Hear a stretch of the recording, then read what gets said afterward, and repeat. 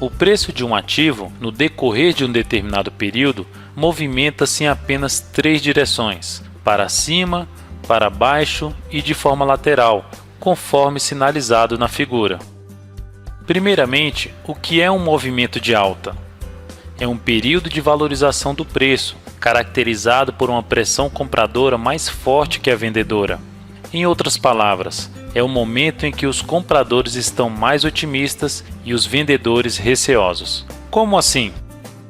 Os vendedores, com receio de que o ativo continue subindo, costumam colocar um preço mais alto para a venda, e os compradores otimistas aceitam pagar os valores ofertados pelos vendedores. No gráfico de candlesticks, os movimentos de alta são caracterizados por uma sequência de candles que possuem máximas cada vez mais altas em relação aos candles anteriores.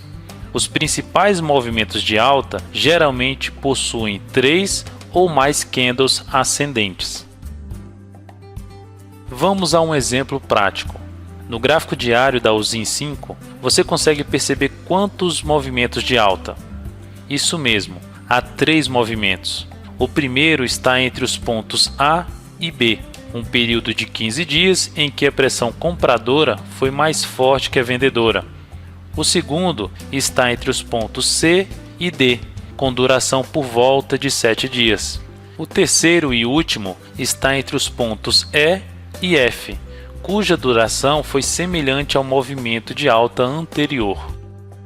Conseguiu perceber no gráfico que entre os movimentos de alta destacados há movimentos de baixa? Pois é, em algum momento os compradores que estavam otimistas passaram a não ter interesse em pagar um preço tão alto pela ação.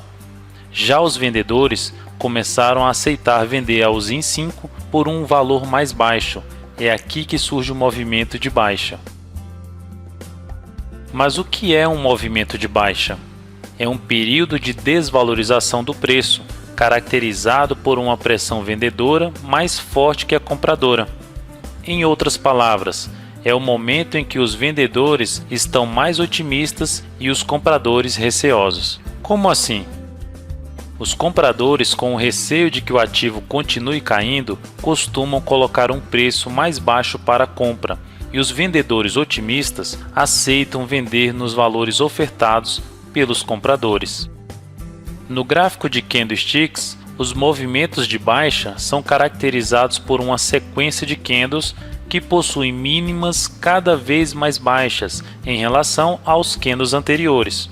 Os principais movimentos de baixa geralmente possuem 3 ou mais candles descendentes.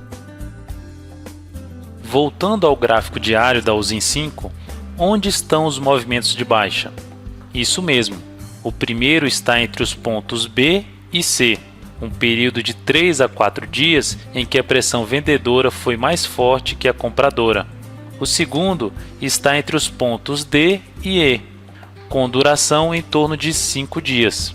Após o ponto F, houve também o início de um movimento de baixa do preço. Percebeu que os movimentos de baixa duraram menos tempo que os movimentos de alta? Sabe por quê?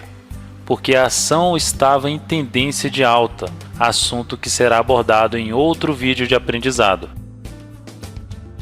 Como vimos inicialmente, além dos movimentos de alta e baixa, há também um movimento lateral do preço.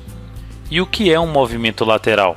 É um período de estabilidade do preço, caracterizado pelo equilíbrio entre as pressões compradora e vendedora. No gráfico de candlesticks, o movimento lateral é caracterizado por pequenos movimentos de alta e baixa em uma pequena faixa de preço, onde na maioria das vezes é difícil identificar estes movimentos com clareza. Observe um exemplo prático no gráfico diário da USIN 5. Após um forte movimento de baixa, houve em seguida um movimento lateral do preço, representando um momento de indefinição, ou seja, equilíbrio entre compradores e vendedores.